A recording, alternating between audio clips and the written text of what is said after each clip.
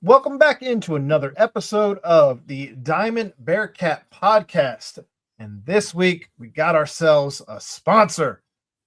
This episode brought to you by Galactic Fried Chicken. You can head over to Galactic Fried Chicken right over in Dayton, Kentucky. It's about, 7 minutes from downtown. Just get off of the Newport Levee and head towards Party City and keep going. Until you hit Galactic Fried Chicken there on the right. Best chicken in the city. They've got the dunkers. They've got the chicken fingers. They've got the deviled eggs. They've got fries. Whatever you get, it really doesn't matter. It's all just an avenue to get the galactic sauce in your belly because it is out of this world. But go check out Galactic Fried Chicken. You will not regret it. Tim and Jeff is back this week. Welcome, gentlemen. And we got ourselves another coach who is treading the waters with us here on the Diamond Bearcat podcast. But Coach Peduto, welcome to the show. We appreciate you making time out of your night here in the middle of the season to spend some time with us. But Tim, Jeff, I'm gonna let you guys do the same thing you did last week, and good luck. Well, Coach Peduto, thank you for doing this for us. We appreciate it. And I just want to let people know that Coach Peduto is a Boston suburb native, but you won't hear any dialect of a Bostonian out of his mouth. He's one of the few that don't do it. In fact, I think I remember you telling me you were the only one in your family that does not have the Boston dialect. Certainly, between my parents, yeah, I don't have that. My siblings don't have it too bad either. I got a sister down she's in Florida now, and two back home, and they don't either for some reason. So we all kind of avoided it. What's the town that you Andover, Massachusetts. Andover, and that's right next to Salem, Massachusetts, right? Isn't Salem real close to that? Salem, Massachusetts is about like 30-ish minutes, but Salem, New Hampshire is right over the border, about 10, 12 minutes from where I live. So, yeah, confusing, but. Yeah. Well, again, thanks. And Jeff and I are going to pepper you with some questions. And I gave you a little heads up. First, we want to talk about the hitting. You're one of the hitting instructors on the team. And I remember talking to you over at Mine Academy, and you were filling me in on some of the guys. And at that time, you felt like the team was going to be pretty good. And I'm wondering if because I predicted Coach would hit 20 home runs early in the season. I did not predict he would hit 19 before we even get to the halfway point. Did you believe that was a possibility? Certainly thought there was potential for it. The way he works, and he's a big, strong kid, and it's a pretty simple operation that he repeats really well, and he's pretty committed to what he does every day. I certainly thought it was in play, but just like you guys, what he's doing right now is really special. So honestly, as a coach, just trying to keep him level-headed, number one. Number two, keep reminding him of what's important, but three, most importantly, just like enjoy the hell out of it, because he's doing something that not too many people in the history of the sport have ever done. So just trying to enjoy it too. Well, Jeff and I will kind of pass it back and forth, but let me get one more question here. Have you seen a guy carry this number of homers over this length of time? Because a lot of times you can have that hot streak, but not for this long.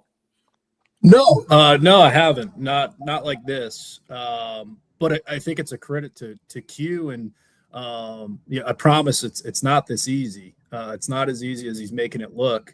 But I'm telling you, when he shows up to the yard every day and goes about his work, whether it's game day, practice day, extra work, whatever, it's the same. It's the same every day. It's the same mindset. If you show up to the yard and you watch him take a pregame batting practice on the field, he's by no means putting on a show. It is very boring, and that's a good thing. That's something that I try to spread, and we as coaches try to spread to the group, is like to be consistent.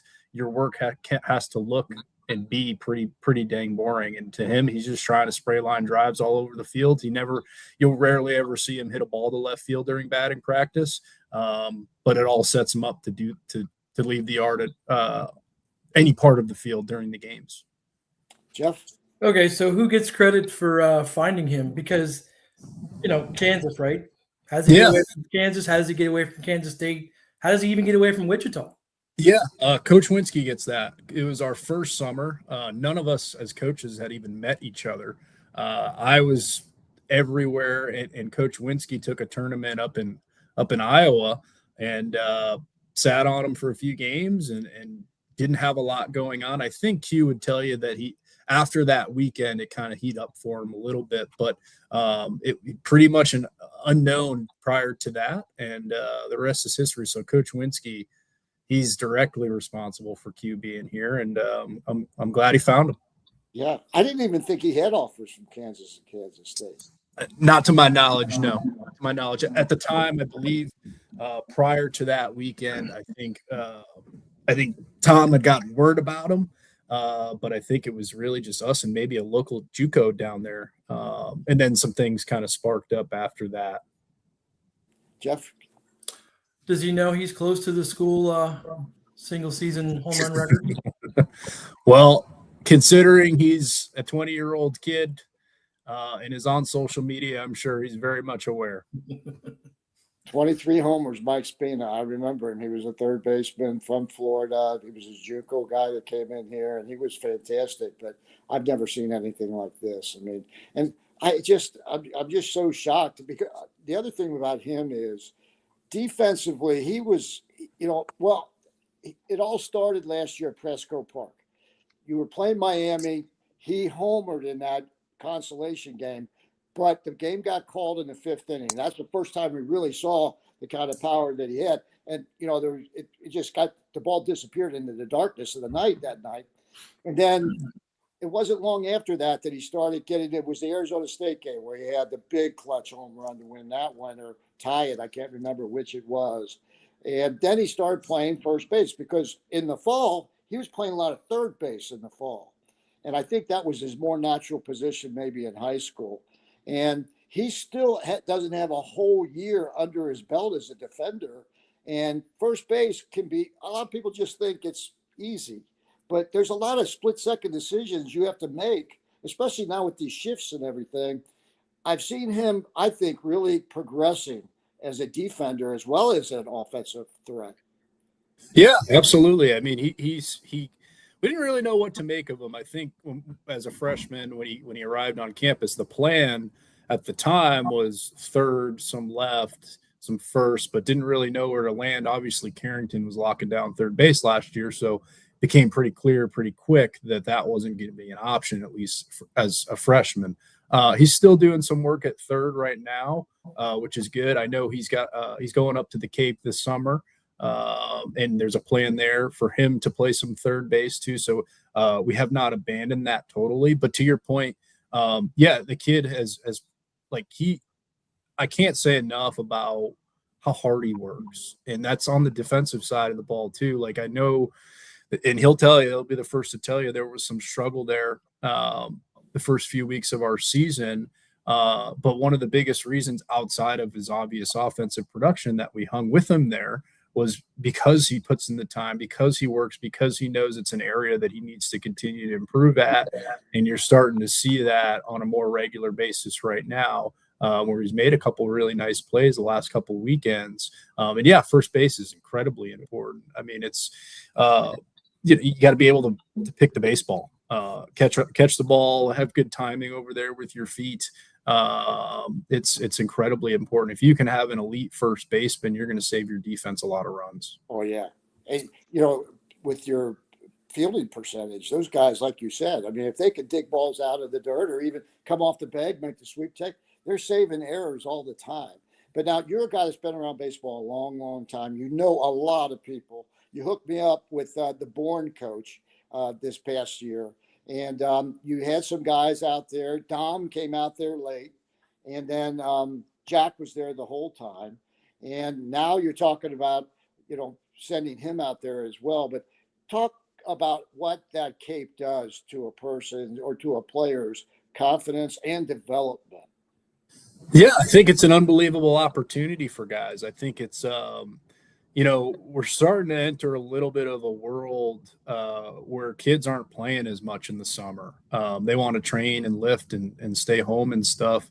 And, we have the talent to send players there, but I think that kind of mantra across college baseball has opened up the opportunity for our players even more. And they're told on day one the importance of summer baseball and going to play. And we don't, obviously there's certain cases where it might make sense for a kid to stay on campus and work out and stay with the strength coach. There's certain cases where, hey, maybe there's a rising senior that has a pretty bright future in the real world with a job, and there's an internship. That, of course, there's always some exceptions, but it is a major point of emphasis for all of our guys. We talk about it in the recruiting process.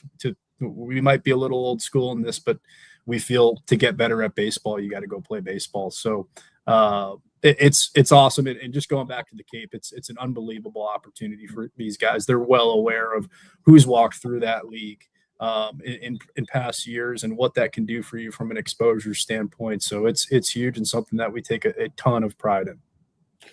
Speaking of the one quick little follow-up. How many guys you hope get in the Cape Cod League this summer? I think we're going to have anywhere from 8 to 11. In the Cape Cod League? Correct. Whoa. Just how things shake out. There's some stuff too where we get them placed and maybe a team's following along and maybe, hey, we're not ready for them yet. And, or maybe in some cases, in Q's case, there could be something a little bit, I don't want to say better, but let's just say Team USA is paying attention to Quentin Coates pretty closely right now. So if he keeps trending in the right direction, and keeps doing what he's doing, like that's an opportunity too. So 7 to 11, 8 to 11, somewhere in there. Jeff? Yeah, that's impressive. I'd like to where Jack kind of got some eyes on him last summer. And I know somebody asked the question on the board, when are they going to stop pitching to Quentin? But Jack's protecting him in the lineup, right? So, you pass over one, you got to deal with the next guy. And then, of course, Enzo's behind him. Right. So you can't just pitch around Quentin, right? Right. And then you got a kid sitting in your 6 hole. It's, he got a late jump to the season due to injury, but he's hitting 400 right now. So there's really no escaping, especially once you get once we're about, I'd say it's 6 to 7 elite deep. And then we got 2 pretty good guys in the 8 or 9 hole that are going to scrap and battle and do some different stuff for you and play high level defense. So it's been a lot of fun. And there's no real running from Quentin the way the lineup's comprised right now. Well, a lot of people were scared that you guys were going to drop off big time when Carrington and Landon both left after last year. People were worried about the offense dropping off, and clearly that hasn't been the case. Yeah, no, it's and I understand that obviously from a fan perspective and even a little bit internally from a coaching perspective. But when you recruit really well and feel really good about what's in your program, it's just next man up. That's all it is. And there's development that takes place.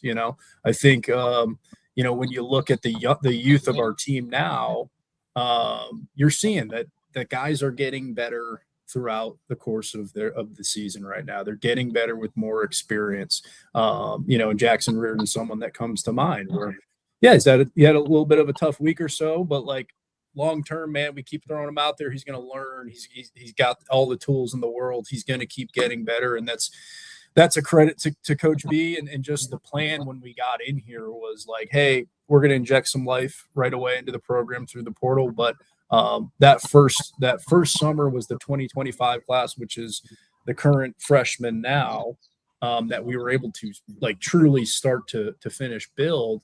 And that's kind of been the plan all along is like, hey, when that class arrives, it's going to be a little less portal outside of some surprises and fill in some urgent needs, maybe an unexpected draft or departure or whatever. But we truly are developing from the ground up. So that's a lot of fun too.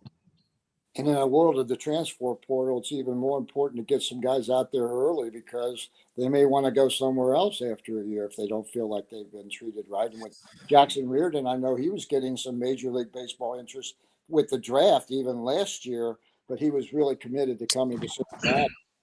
Yeah, I think you're right, but by no means are we going to be handcuffed by a young player and feel like we have to play him, or else at the end of the day, the culture of the program is what's most important, and we want guys that want to be here, right? So, but yes, to your point, when you can run them out there, get them the experience, get them at bats, get them innings, it certainly makes them feel a lot, more at home. It makes them feel like they have a plan for themselves within the program at year's end. And, you mentioned putting them out there and getting that experience. This is a 56 games, not counting the postseason with the league tournament and possibly the NCAA tournament. And you may need guys like that. There are guys that get hurt every year. And if you're not playing a guy, and now you've got to take a guy cold off your bench and play him, because a lot of fans look at it as just today. And I don't think you guys are playing as much for today. You're playing more, I keep calling it the long game of developing and getting better and getting more depth so that you're playing your best baseball. In every field of sports, you want to be playing your best ball at the end of the year. And I think that's what you guys are developing that depth for. Yeah, absolutely. I think you're seeing it, especially in the middle of the week. There's some new faces in the lineup, some new faces getting out there on the mound. And that's important because you don't know what's going to happen to the start, any one of the starters the rest of the way, right? And you don't want a kid coming off your bench who hasn't had an at bat since February, right? So a coach does an awesome job of keeping the 10, 11, 12th guy super engaged, getting them opportunity when it's right and when it's there. And you're absolutely right. It's meant for the long game. It's meant for the postseason. Want to shift gears a little bit and ask you a little bit about recruiting. I know you guys don't have a lot of time in the spring to get out and see kids play. For those who don't know, I think I have an idea. You guys go to a lot of these showcases over the summer. That's where you see and recruit a lot of your guys. Is that the case? Yeah. We're anywhere from Indianapolis to Georgia to California to Alabama. If there's a significant event, we're there. Again, we want to do this from the high school ranks. So it generally goes. Obviously, you get to the end of the year, you got to see what's coming back, see how that kind of shakes out, address whatever in the portal. And then once your team is set for next fall, we're out on the road, just watching high school guys and trying to make lists and we can't contact them until the fall, but just trying to get our arms around the landscape of in this case, it'll be the 2028 class this summer. Well, since Chef brought up there's some of the recruits, we talked to Coach Sheriff and he went through the picture. So let's go through some of your guys, the position players. And the guy I got up with my list is Gavin Michaels. Normal Community, Illinois. I have him as the last thing I saw was the number 11 best player in Illinois. He might be higher than that, but talk a little bit about him, how you guys found him, and what some of his strengths are. Yeah, Gavin's an awesome kid. He is a supreme athlete. I've told Tom a couple of times. I think he's the fastest recruit I've certainly ever recruited. We're talking about 4.0 over and over again, home to first times, which in the baseball world, that's moving. He can play, in my opinion, he can play 6 positions, all 3 outfield spots and 3 spots on the infield, which bodes well for Gavin, right? Like he's going to get a lot of opportunity and be moved all over the field early on in his career. And then it's just going to be a matter of, can he keep developing? The swing needs to keep getting more and more polished. Can he handle this level at a young age? Can he defend at all 6 positions at a nominal to above average level or better? But he is just an unbelievable athlete that we're really, really excited to work with. The next guy on the list, I know that you saw him yourself, Ryan Morrell. Yeah, Ryan's he's a New York, New Jersey kid. I first saw him out at the area code games, not this past summer, but the summer prior, and just worked out awesome, super consistent. And then gameplay against some of the most elite arms at his level, at his age, just had super mature at bats, was all over the barrel. And at the time, a little undersized, but able to look past that. And again, I think just similar to Gavin, with his athleticism, his bat to ball, his speed, he's going to fit our system incredibly well. I saw him as the number 9 player in New York. One of the ratings had him. Dylan Fairchild, another kid. There's teammates at Detroit Central Catholic High School, but he was the number 8 player in Michigan. I know he's another guy that runs really well, right? Yeah, Dylan's an elite shortstop. You could plug him in on our team tomorrow, and you wouldn't know he was a high school kid from a defensive standpoint. True shortstop. We're going to probably give him a shot at all 3 spots to earn some time, and he can swing the bat. It's a little bit of a funkier operation, I would say, but he can deliver the bat to the ball pretty well, and he's got some thump to what he's doing. He had an awesome Jupiter tournament, which is a big event in October. It's kind of the last one of the year, if you will, where there's a lot of professional scouts. It was, the same one that Jack Slidham went to in Pop 96 a few times. And, so he's on a lot of pro radars right now too, but just big fan of Dylan. He was at the area code workout in Ohio at the beginning of the summer. And, Tom and Taylor were there, and they shot me a text and called me and said, hey, Dylan was the absolute best infielder there. It wasn't even close. So just another really exciting guy. And he comes with Andrew Mahoney, the pitcher from the same high school. Correct. Another guy that's getting a lot of attention. I've seen him listed well within the top 200 of his class that are possibly getting drafted. Jameer Johnson. Yeah, Jameer is a funny story, man. I think I might have told you this, Tim, a while back. I was sitting down in Georgia, sweating my butt off. I had no game to watch of any local guys or anything like that in our area, and I just kind of sat down and I saw Jameer, and I saw the physicality of him, and I was like, yeah, let me check this out for a little bit. And he was playing at the time for a travel team's, I think, B team. And then it was laser, nice catch in the outfield. And I was like, okay. And lo and behold, I kept following him, kept watching him a little bit. Time went by because he was a Georgia kid, and we were still, again, this is our first summer. So you got to understand, like, I'm not from this area. So I was still trying to figure things out geographically in terms of what our reach could be. And some time went by, and I still needed an outfielder. And I was like, you know what, screw it. I'm going to give this kid a call, and the rest is history. Wonderful family, wonderful kid, super talented, just not on the baseball field, but in school. And he's like an artist too. He's great. A big fan of his. He's obviously having for those that have been able to follow along, he's having a really nice senior season right now. He's showing a lot more power too. So just excited about him as well. It's a position player wise. For me, it's a really, really dynamic and exciting group, and more, I'd say, polished group. The last guy, another Georgia kid, Landon Dykes, a big kid. Yeah. He's we joke around as a staff, like he looks like the Incredible Hulk, man. He's like, he's a big boy. And, I've got him at 6'4", 225. Is that doing justice? I'd say that does him justice. He's really strong and a kid with a supreme work ethic.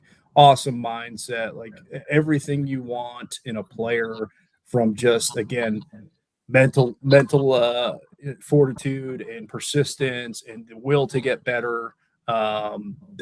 Again, so excited. He'll compete for some time right away, I think, and he's a pretty special physical beast, I would say. Now, are you looking at him as catcher? Because they got him as catcher first base, but is he a catcher for you, do you think? He was a catcher first, and if first base ever became an issue, which it won't next year, obviously having Q back and having Tyransky back, he can play first base as well. Okay. Jeff, you have anything about on these? Yeah, I'm a little curious about the process still. Like, you don't sit around and like pitching coaches don't sit around and put a gun on a pitcher and then say that's who we want. There's got to be more into it, right, than just exit velocity and launch angle and all that stuff, right? Yeah, totally. I think I think the nuts and bolts got to be there. But also, I think what was really cool for me about coming here and talking to Coach B and Tom just about the way that we play, I really had to double down and force myself to like pay attention way more to the athlete versus maybe just the hitter. You know what I mean? So that's a big part of it for me. If you're and Gavin's an unbelievable example of this, and I'll joke with Gavin about this when we talk again. But if you saw Gavin swing the bat, this was 2 summers ago now. The way I did, you would probably raise your eyebrows and be like, that's a little light right now. That's far from being polished. However, the athleticism stood out to me, and he never swung and missed ever.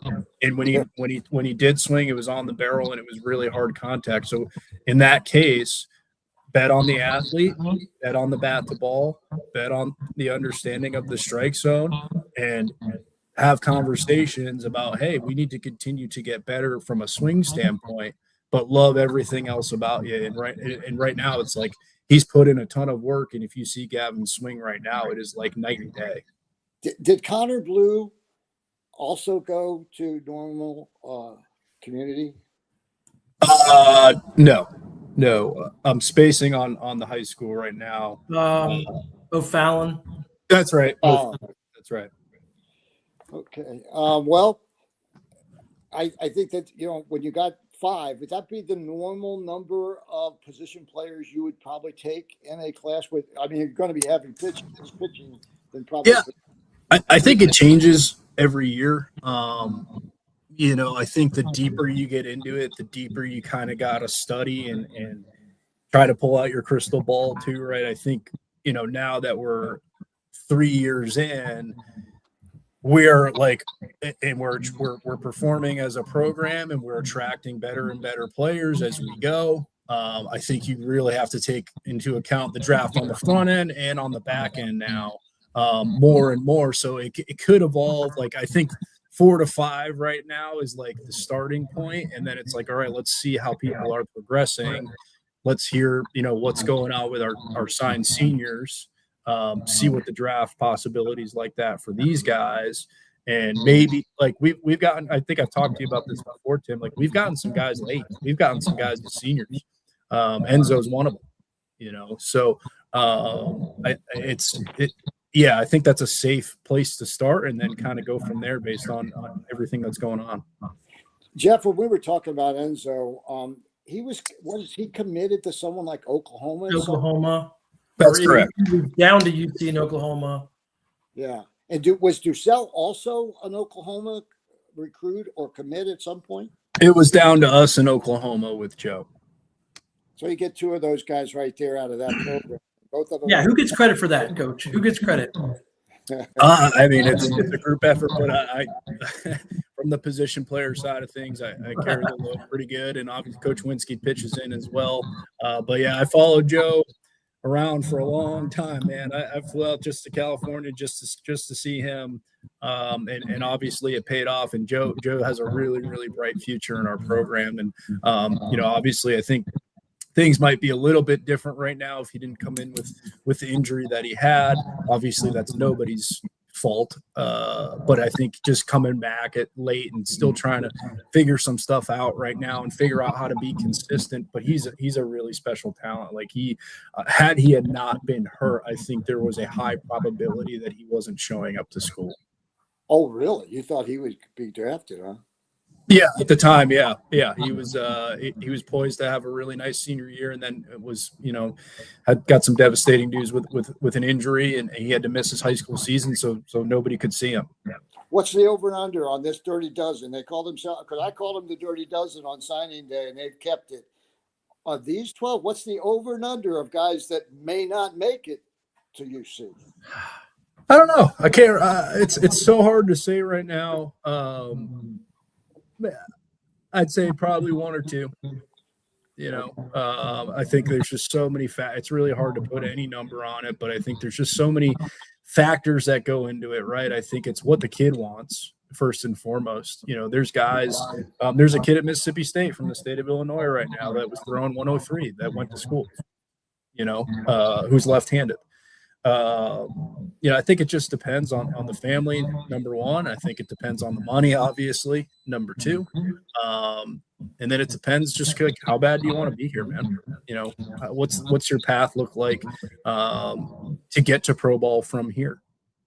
So there's no black and white answer to that, but obviously I think that it's a good problem to have, right? Like we're starting to attract some dudes that have real draft attention their senior year. So that's a great thing. And we'll roll with the punches as they come. Jeff? One quick different question. How did you get hooked up with Coach Bischel?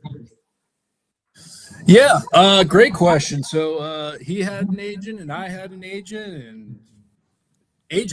And then I had a couple coaching friends in the industry reach out on my behalf, and we ended up talking. It was a pretty long process, I'd say. It was like almost 3 weeks of conversation and whatever, because obviously he was trying to build a staff, get a grasp of what the current roster. He was doing obviously a million different things, so it was long. But yeah, that we didn't know each other from a hole in the wall. I thought he knew you. No, just agents and I think just doing a little digging on my background and where I was coming from and what I had done as a coach in the profession, and he took a chance on me. Did you have to bring Jack with you as part of the package?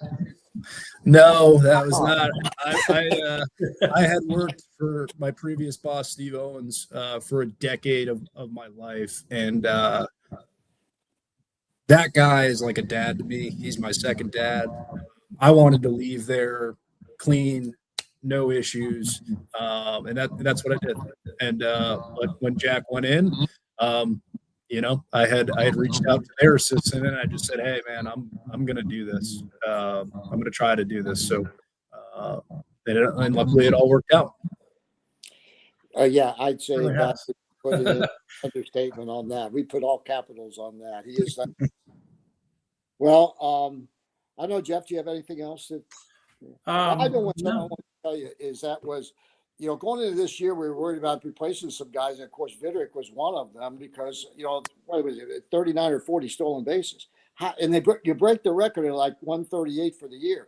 You were on pace to equal or beat that until this past weekend. And in talking to Coach Bischel, the reason why you only stole one base against Utah was because everybody was barreling up the ball. No one wanted to take a chance on losing an at-bat by getting someone thrown out. But yeah, the stolen bases have been amazing, even losing a guy like Landon Bitter. Yeah, Coach Winsky does just an awesome job with those guys, and it was certainly part from my view of things. It was certainly, we were swinging the bats well, but it was also a big credit to Utah.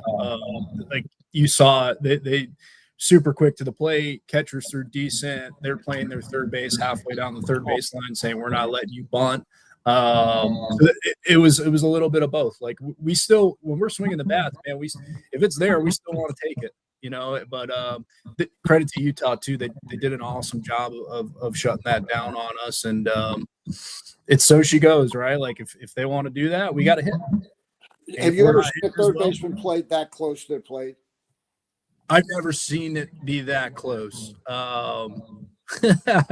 I'm glad I wasn't their third baseman to say. Yeah, I want a hockey mask. And the biggest cup they sell.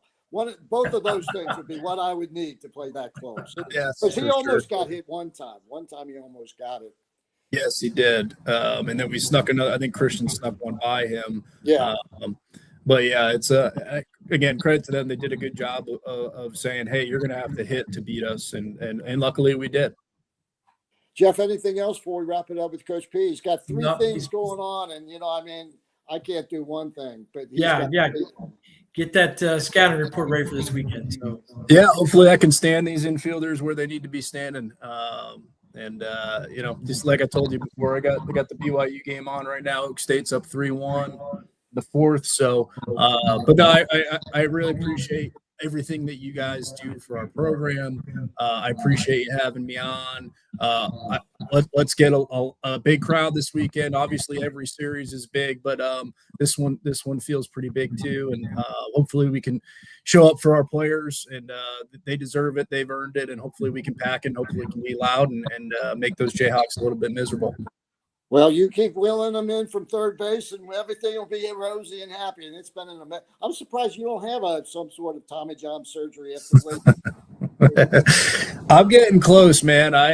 These guys, it was a rough fall for me throwing BP, but I think that had to do with me being probably 15 to 20 pounds heavier than I am right now. So it's gotten a little bit better since I started saying no to some donuts and fast food.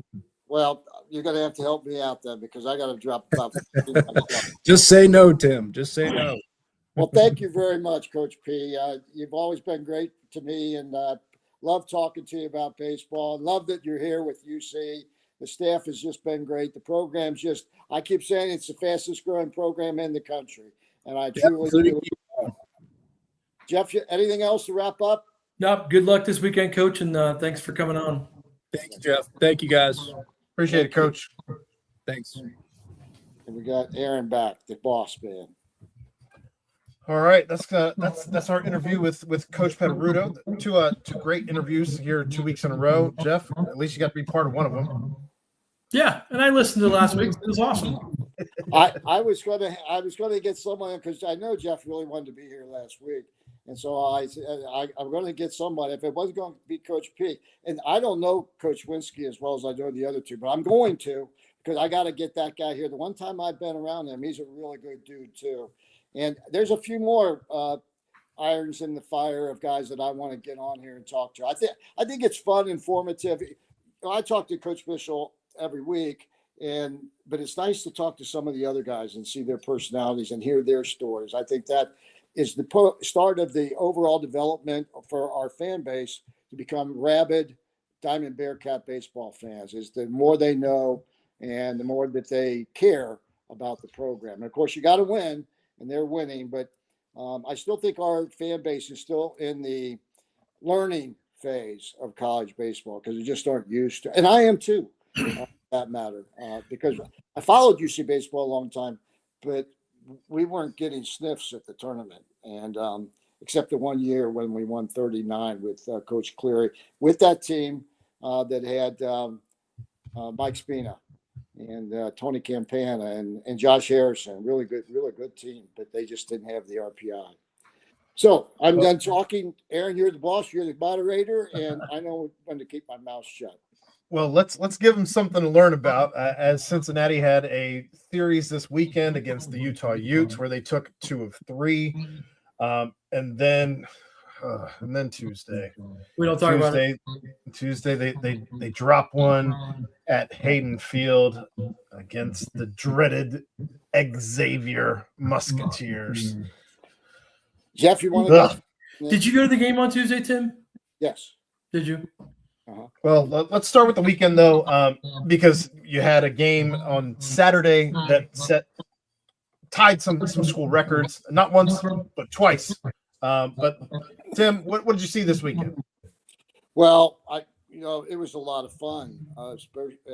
Friday night, of course, Nate Taylor was terrific, and they hit enough that they won the game. But Saturday, to go from what were they down 7 or 10 to 3, or something? It was like 10 to 2.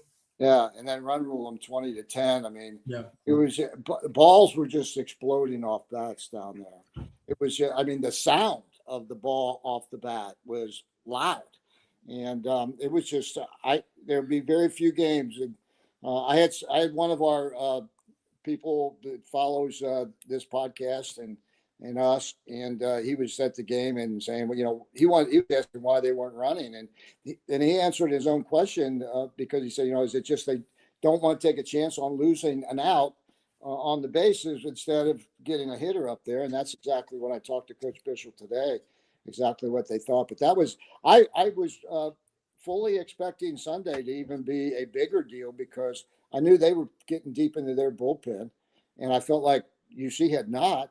And another great comeback on Sunday, but then give credit to them. They came back and were able to pull out the win 13-11. But you score 11 runs, I mean, you ought to be able to win. Did you feel like they stuck with Morrow a little bit too long? Well, when you look at it right now, yes.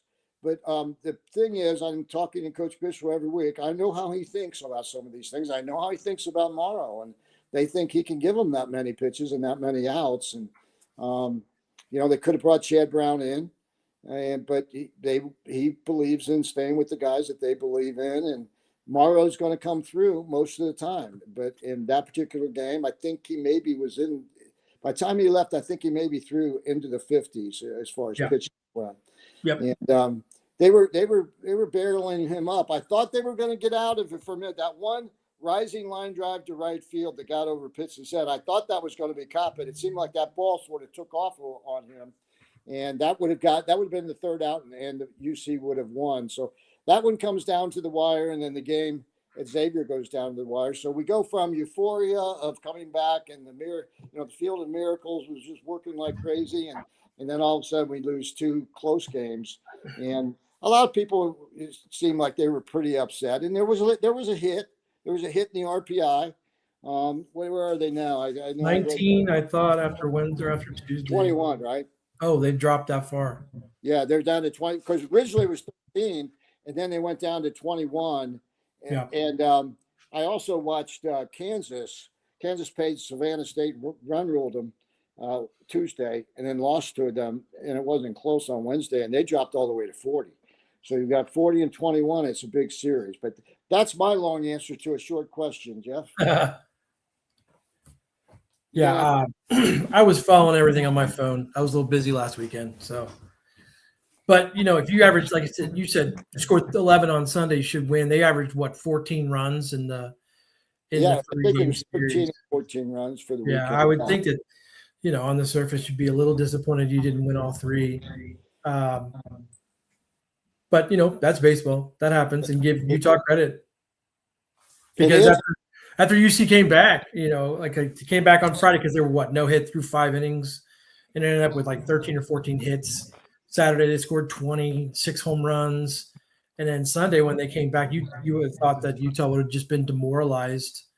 But give them credit. They bounced back and put up a 3-spot in ninth and stole the game, really. And as much as I would like to maybe get after the bullpen, and certainly, I know people probably think Morrow's the go to the game, but, they got 4 outs on Saturday from their starting pitching. And then I think they got 9 outs on Sunday from their starting pitching. Yeah. And you got to get deeper. Aaron, you and I talked about that last week, I think. And we're seeing some repercussions from that because they were going to have meetings today. I know they've announced now that, of course, Nate is going to go Friday. Brower, which is what I was told, would go Saturday. And then Sunday is going to be determined. And they're not sure what they're going to do. They might go ahead and take Knight and team him up with Brower to try to get through Saturday, or Knight could start on Sunday, or one of the young bucks, one of the young bulls may get a chance. I think Connor Blue is the guy that maybe would get a chance to start or go a little bit longer. I look for both of those guys. They wanted to bring them along slowly, the two baby bulls, and we'll see. But I think they're going to maybe let them have a few more innings in games. And both those kids are pretty good, and they're pretty big. I mean, I think Connor Blue's a pretty big kid. And then when you put Chad Brown coming in after him, Chad Brown looks like the Green Giant. I mean, he looks so much bigger than even a pretty big kid in Connor Blue. But I expect those guys are going to get some more time on the hill. Yeah, I still can't get over 2 guys tying the school record on Saturday with those home runs in Jack Gentil and the monster of the season who's leading all of college baseball at this point by a fairly large margin. Yeah, I don't even know who's in second. I mean, it's a kid from Georgia, I think. He's got 15. 15? Last time I saw. He's still at 15. Okay. Yeah. But it's been a long. Quentin Coates has been magnificent. Nothing short of magnificent at this point. It really has been. It's been, and in the Xavier game, those 2 guys were instrumental in that too. Yeah.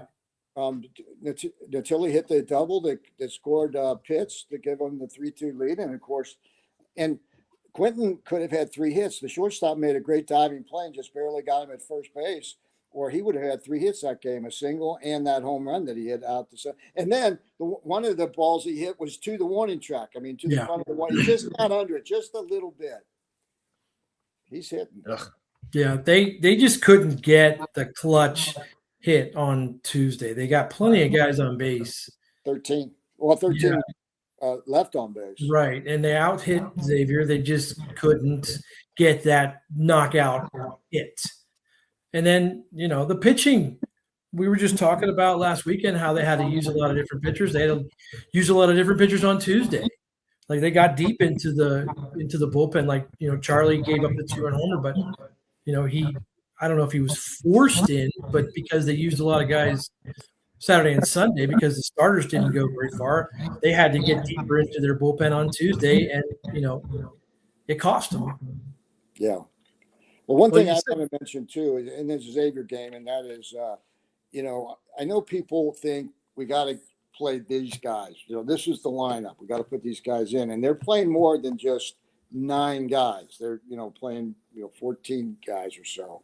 And I was impressed with Ryan Turansky in the Utah series, because if you remember at Utah Valley, he comes up with 2 monster home runs that were instrumental in them winning those 2 games. And he had 1 pinch hit in that Utah series. He pinch hit 1 time. That was it. And they put him in the Xavier series, and people say, well, he didn't do much. But he sat out. That's why you want to get those guys in there, because we've seen the potential that kid has with the bat. And, he's basically Quentin Coates, only has redshirted.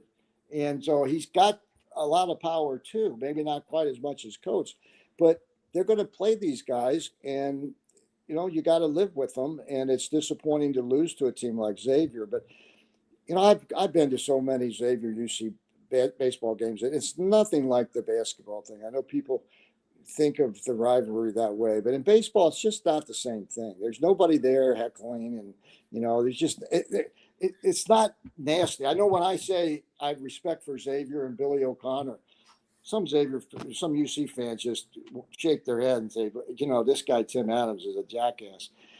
But the bottom line is, and I didn't mean it. I didn't mean it when I said it. I'm sorry.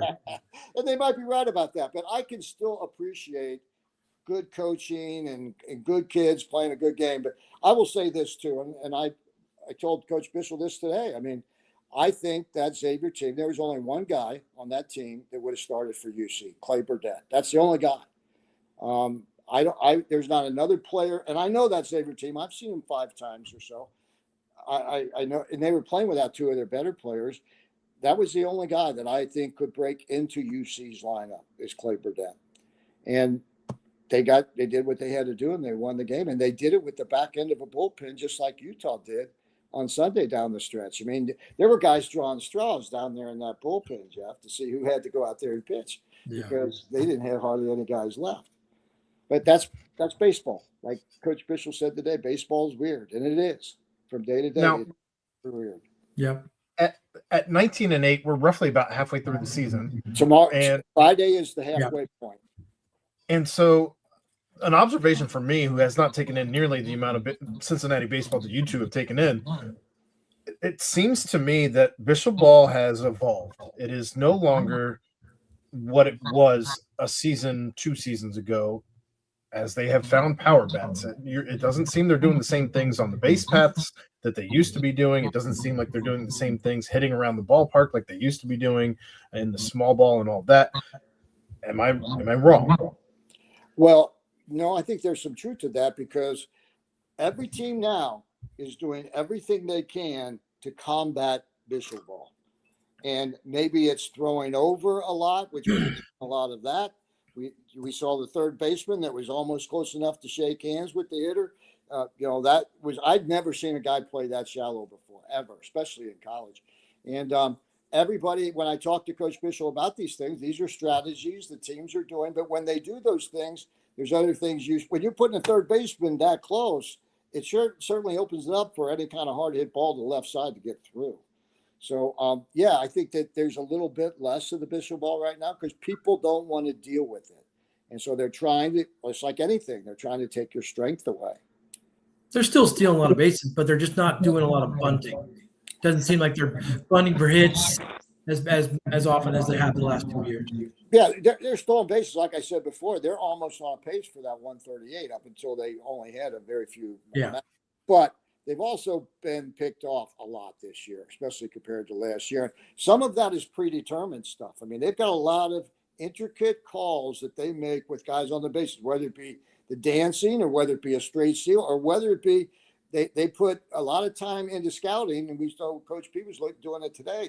They're looking at guys and they think they've got an idea on which pitch they can go on, where they're most likely not to throw over there. And some of our guys that we've seen get picked off, it wasn't getting fooled.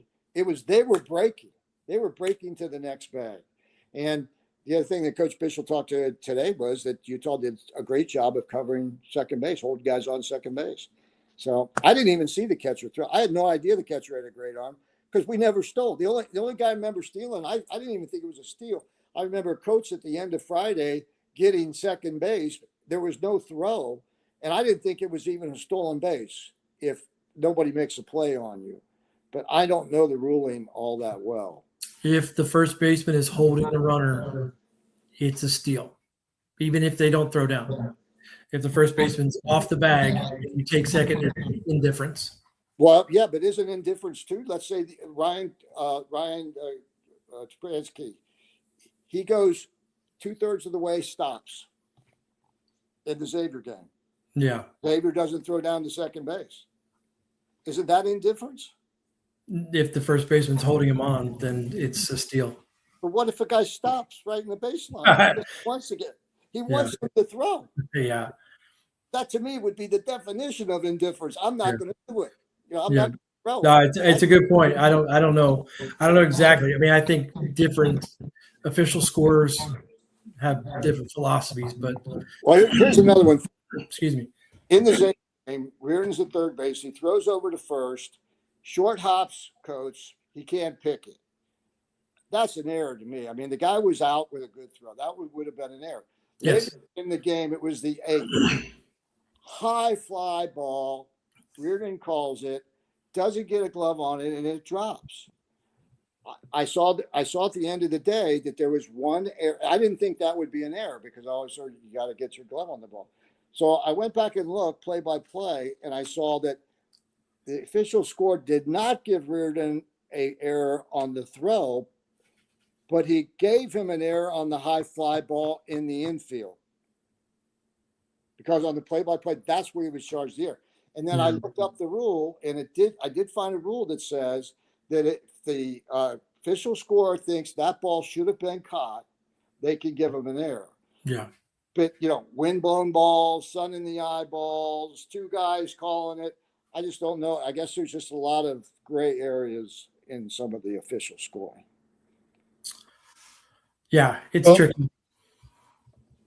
Well, they got a weekend coming up against Kansas, as you've talked about. It's a top 50 matchup in RPI between the two teams. Yeah. And that's really all you can ask for at this point in the season anyway, right? Just two teams that are pretty good going at it. And Cincinnati has been relatively good at home by all standards as they sit currently at 10-2 at home this season. And hosting Kansas is you probably want to be hosting Kansas as opposed to traveling to Lawrence. They didn't have any trouble last year at Kansas. They swept them. They brought their home run balls with them. Yeah, that was the day that Cross hit Cross. Yeah. He wasn't human that day. Yeah. He went crazy. Yeah. They looked like him. So what are you guys? This Kansas team. First of all, I'll just say this. I said it There you today, Coach Bishop. Kansas is not as good as Cincinnati, and they're not as good a team as they were last year. I flat say it. And their best pitcher, Dom Vogel, was a Friday night starter. He was a guy that was, I think, by D1 baseball, was the number 44 Major League prospect in college. He had slipped to Saturday, and then last week he pitched on Sunday. He had his best outing on Sunday. He had 9 strikeouts. He pitched 6 innings. He gave up, I think, 2 runs. So they've got him, their best pitcher now, pitching on Sunday, and I expect that's where he'll be today.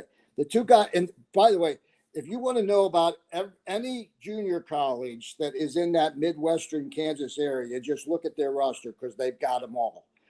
There's junior colleges I've never heard of, and they've got over 20 JUCO kids on their roster, and a lot of the guys that were there last year are not there now. A lot of new guys, and their Friday night's pitcher is 6.16 ERA.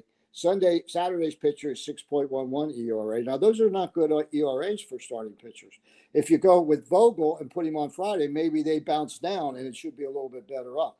But in baseball, you just don't know, because if a guy's hot for a day and an outing, he could be right there. And, Jeff, you remember this too. When Carrington was in the battle to be Big 12 Player of the Year, they had a guy named Brady Ballinger who had a terrific year. He has dropped a ton. In fact, Baseball America just, I think it was them that had an article today and listed him among their top 30 fallers in the rankings. Yeah. He's hitting like 268. Only 3 home runs right now. He's no longer playing first. He's playing left field. I think he's pretty average from what I've seen of him in left field. But this is a big game, because this is a team that you may be fighting with either for seeding in the Big 12 or an at-large for the NCAA tournament. And since you've got them at home, it's even more important to win at least 2. That's what I got to say. Yeah. Always just go for series wins. Don't go for sweeps. Winning 2 out of 3 every weekend should be your goal, because it's so hard to sweep. I like the Friday matchup. Nate had his best game last Friday. Let's get that Friday game, and then your chances of winning that series just go way, way up. Yep, it starts with Nate for sure. Yeah. And then after Kansas, it's not as if Tuesday against Wright State is a walk in the park. No. Your boys, Aaron. My alma mater. You're right. Oh, and I got a master's degree from there, so I guess that counts. I only stepped on campus. Absolutely, it counts. What do you They're mean? having a down year, aren't they, Tim? I haven't looked at them they but they're always tough. They won the Joe Nuxhall last year. They won the whole thing. I think they're under 500 so far this year. They may very well be. They've got some tough games. I know they've got one player that was highly ranked going in who's not having a good year, and I can't think of his name right now. But 9-12. 9-12, and they'll be dangerous, just like X was. Oh yeah. Oh. Yep. So we'll get to the mailbag here.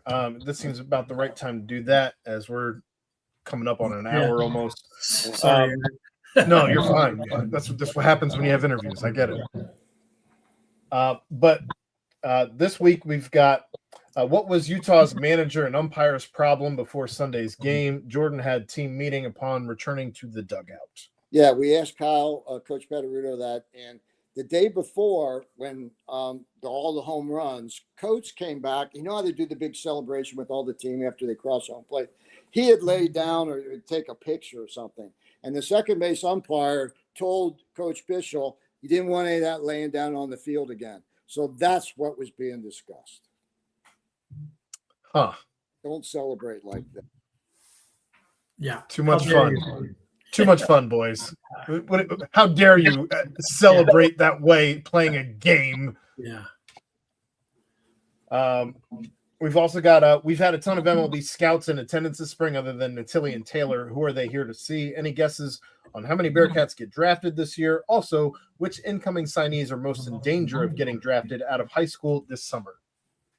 Well, we've just talked about that with Coach Sheriff said that Jack Slidham, the pitcher, who he thinks is going to be throwing 100 miles an hour here soon, is the most likely to get drafted among the pitchers. And we talked to Coach P tonight about these guys and the position players, and he thinks only 1 or 2 total, with Slidham being one of them. It's hard to say who catches fire this senior year that they may get drafted. But so let's say 1 or 2 of the incoming guys, and we know Nate is a likely draft pick. We know that Jack is a likely draft pick. We know that Colin Daniel is eligible to be drafted, but he's not having a that's going to get him. We're about halfway through it right now.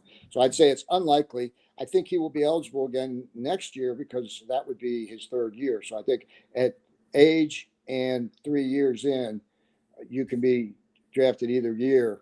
Cal would be a guy. Charlie's eligible as well. Yeah, Cal would be a guy that's a possibility. I don't know how that would work out with him because he's not, his home run numbers aren't going to get people's attention, but man, he's a good overall player. So he's a possibility. And Dom Morrow was another guy that could have a possibility of being drafted. Now, we still have half the year to go with him, but that would be a guy. And I don't know that there's another one that I would think of. I can't think of any. I'm looking at the roster. I mean, there are guys who are eligible, but I don't think that they are. Two for sure.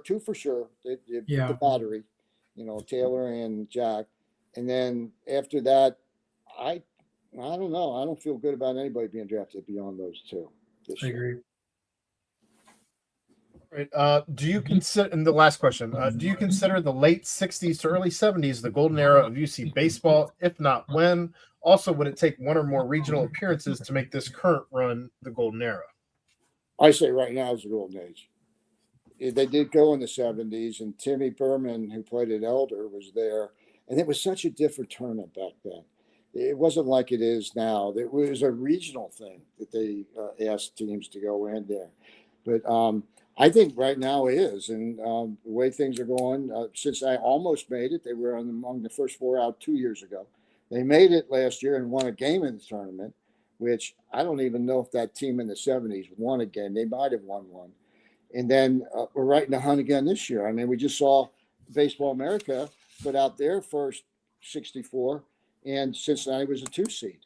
So that bodes well for Cincinnati, but it's a long way to go on a lot of Big 12 teams. Jeff, what would you say? Yeah, I mean, they're only halfway there, so a long way to go. A lot of tough series. I mean, if you talk about golden age, this would have to be it. I mean, if you're an at-large for the first time, that's pretty impressive because back in the day, if you win your conference or you win the tournament, then you're automatically in. I mean, I would say kind of like what they did. What was it, 2019, where they kind of had a fluke run and they got in. I wouldn't say that was one of their best teams. They were barely over 500. I think they finished at 500. In fact, they may have. Yeah. There was another question from Killer V about. I was going to say, I've just refreshed. Yeah, I was going to kind of combine it. The first one, though, Jeff, before you get to that one, Killer V had another one over under at 39.5 wins. I want Tim's take on this. Yeah. Oh, that's a hard one. Because you figure right now, if they win tomorrow, that's 20 wins at the halfway spot. So then you got to get another 20, the back end. So I'm going to go under. Yeah. I think the Big 12 right. is tougher than some of the teams they've got coming up or have already played. Right. Yeah. And then the last one, as you can kind of try and phrase your question in your head as I'm reading this. Do you think Jordan Bischel will get another contract review after this season, or do you think recruiting and developing these types of players and putting together these kind of results is baked into last year's contract upgrade / revision? Well, let me real quick, because I was talking with behind the scenes. I can't disclose, but I know that there's going to be a commitment. They're going to increase, a pool, Things. or they're going to increase things in the off season. So you talk about golden age, like this could definitely be the golden age because you've got to keep, Coach Bischel around this staff. You've got to keep this culture. You've got to keep it rolling. And I think if you show a commitment to the program, there's no reason why this can't continue and to be the golden age. I agree with that, but the contract was $550 and $20,000 a year every year through 2031. So another $100,000 going. So it's kind of already baked in there. He's still making more. And then there were incentives where every incentive that he had, I think if it's a College World Series, it went from something like 150 $250,000 bonus to a $250,000 bonus. And then you win a national championship and another with a maximum of bonuses of 325 or 350. And the assistant coaches, there was going to be an increase of money going in there every year because Jordan knows he wants to keep his assistants. So that pool money is important to him to keep Coach P happy, to keep Coach Winsky, all the people. And they've been adding staff. I mean, they've added just two. They've added Seth, Loeb, Loeb, and the other kid, Hunter Jesse. Both they've added. Yeah, and Adam Lucky has just been promoted to baseball. It's up. He was base. No, he's the director of ops. Baseball ops, right? Is that Yeah. what it is? Yeah. Yeah. And so they've added all those positions too. So I think they've already given a pretty big commitment, and that contract was. And even today, if you read the UC Baseball Journal, weekly journal, we talked about Coates and can UC afford to keep him? And in that answer, if you read what Bischel told me, he talked about if money's the most important thing, then he's not going to be back. But this program is built on it not being the most important thing. And he said from the top on down. Now, I think on the top on down is him because I'm betting he's been offered more than he could have, than he's getting at Cincinnati or will be. And I like that answer. I told him this is a great answer because if you're willing to not take and not run for the highest amount of money, you're sending, I think, an awfully sincere message to your players. And I know how much they care about their players and the development. Another thing with Coach Bischel was, when they started that developmental fund where he wanted to get $1 million in that developmental fund where they could kind of just live off the interest of that. And that was because he wanted to have everything in there that they would need. And they started doing that even this year. I know one of the guys that came down there is a guy that's a former minor league pitcher. And I'm not going to say his name, I guess, because then other pitcher coaches will be mad at me. But he went down there and they had all the scientific equipment down there to help. Because I thought we were texting back and forth and he was telling me about some of the young pitchers that were down there. And so they're trying to do, and then Seth Loge is another guy really good using the computer and being able to use the technology. So I know Bischel wants that technology to give him a chance to keep guys there. Because like he said today, if you're looking for the long term, which is to get in the major leagues and make that money instead of the short term money grab, then we think that we've got a chance to keep Quentin Coates here. But we'll find out. I'm going to just piggyback on both you guys here and say that I think the most important answer I've ever heard Jordan Bischel give in any interview at all was an answer that he gave to us on the BBP right before the season started. And he said he wanted to finish his career in Cincinnati. He does not seem like a bullshitter to me. He's not somebody who's just going to be saying something just to say something. And the fact that he said that, knowing he was on a podcast that Cincinnati Bearcats fans watch, I think there's something to be said for that as well. So I think that he's as invested in the program as he wants the program, or in the university, as he wants the university to be invested in him. And I think they're going to find some level footing, and I think all will be well. I agree with both of you. This is the golden era. Yeah, I just don't know how you can say it's not.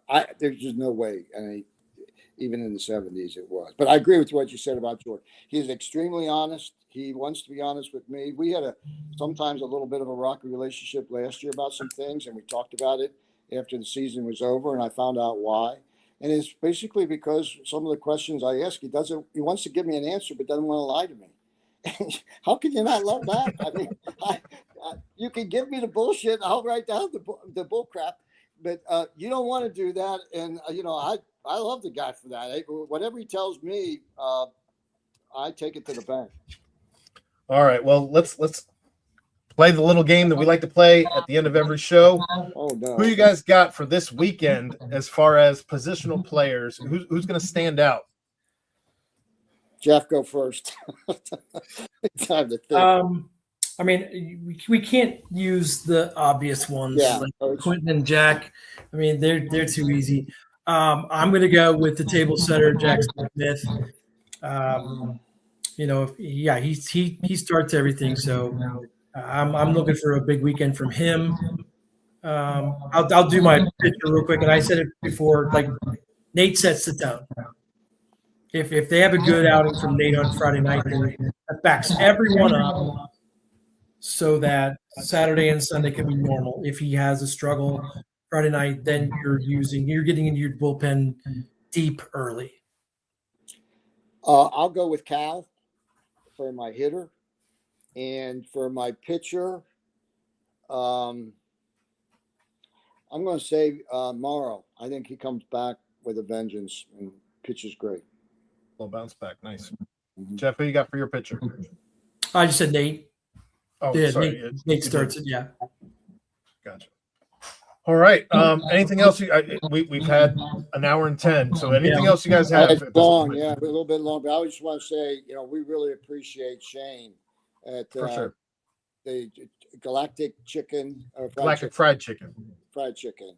And Yep. you said that he is a former football player. Yeah, former UC football player. I that got to owns find Galactic out Fried Chicken. Shane's last name because I covered UC football for a number of years, and I'm interested to find out what his last name is. But we really do appreciate him, not only sponsoring our program, but also making sure those tickets are being used for other fans to go down to games. He's been terrific about that. He's given away, 4 on Saturday, 4 on Sunday. He gave away 4 last week. So that's a good dude right there. It's a good guy to have in your corner. And UC football players have always been special to me because I spend so much time around them. So we appreciate all he does for us and UC. Yep. Shane's the best. There's no doubt about that. But that's going to wrap things up for us here on the Diamond Bearcat podcast. It was a long one, so thanks to those of you who stuck with us through the beginning through the end.